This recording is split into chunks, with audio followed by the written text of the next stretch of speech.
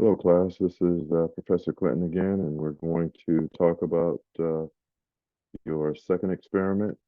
This experiment is going to be a group experiment. So by now, hopefully, you've gotten to know who the members of your groups are. If not, give me a call, send me an email, and we can figure it out. But this experiment is on capacitors and dielectrics, and let's go ahead and get right into it. And this, by the way, as I said before, can be found under the course content area in your My Courses area. So the procedure, we're going to be using these two websites on the FET website. And I have the first one pulled up here. The second one is pretty much the same, except you're going to use what's called a dielectric, um, an object. We're going to put some type of material in between the capacitor plates. So if we look over here to the right, you'll see the plates, and you'll see the arrows in which to move the plates. Over here, you'll see the voltages. Either you'll have a negative voltage, which means that the voltage will move in a certain direction. You can either move it in a clockwise fashion or counterclockwise fashion. So just kind of playing around with that, and you'll see how this all works. The key here, what might be a little confusing, is how do I find voltages that are between 0 and 1.5 or 0 and 0 and negative 1.5 volts. And so what you do is you'll grab this voltmeter here, and you'll attach these probes on either side of the battery. And you can see that now as I adjust the voltage, either to be some positive potential or some negative potential, the voltmeter will tell you what those intermediate voltages are. So let's put that back over there. On the top here, you'll see the measurements in terms of how we read the capacitance. So the capacitance here is 0.09 picofarads, and each one of these P abbreviations corresponds to the prefix pico. And I've added that in over here so you can reference that throughout. So it's 10 to the minus 12, or 1 trillionth of a farad. So a very small amount of capacitance. And FYI, for your information, capacitance is a way that we measure the stored energy, how much energy can be stored. We'll do some work to store that energy, and that work is measured in joules.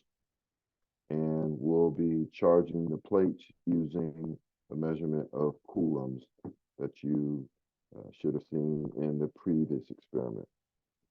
Okay, so here we go. All you're going to do is simply vary the charge on the plate or the voltage.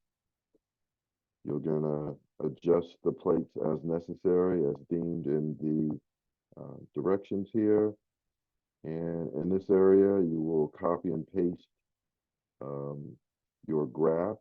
So you should be graphing something that will help you figure out the slope of this this information here.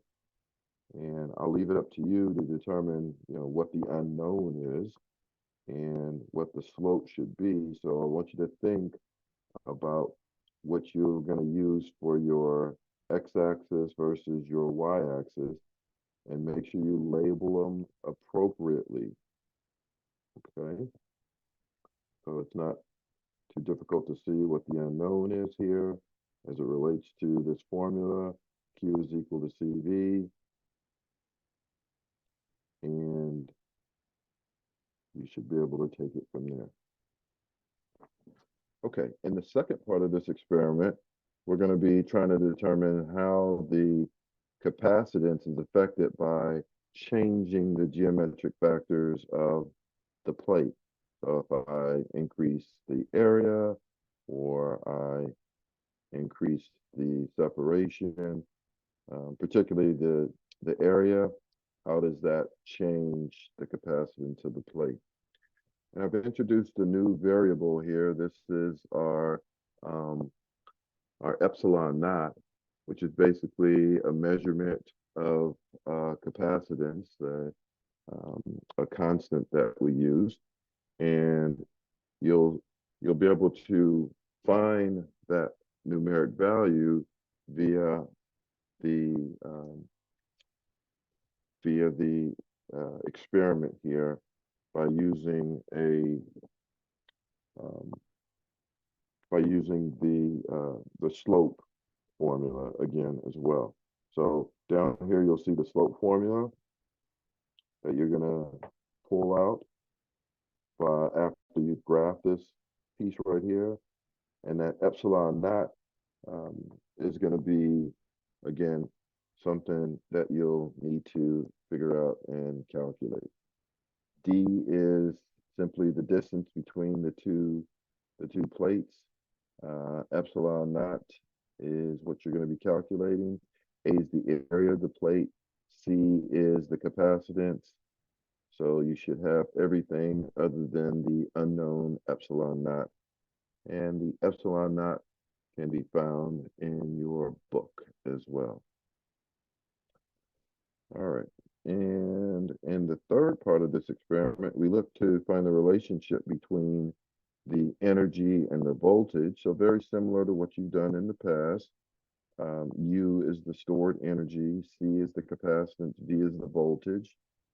And you should be able to create an equation, a linear equation based on this information. Again, keep in mind where you want your slope to be. In other words, if you want this to look like some line, some linear line, make sure that your slope can be pulled out of um, that line by looking at the change in the vertical numbers versus the change in the horizontal numbers. And make sure, as a reference, you label each one of your axes of your graph so I know what you are referencing. Okay, so if you have any questions as it pertains to this experiment, please send me an email. Um, this one is fairly straightforward in terms of the um, the variables that you'll see. Uh, the second um, the second link is that for dielectrics, and this semester I've decided to leave that one off, so you don't need to worry about the dielectric material in here. If you're interested in seeing what it looks almost exactly like this. It's an older version of this, except we place a piece of material in here. All right, that is my time. Hope you guys are doing well. Take care.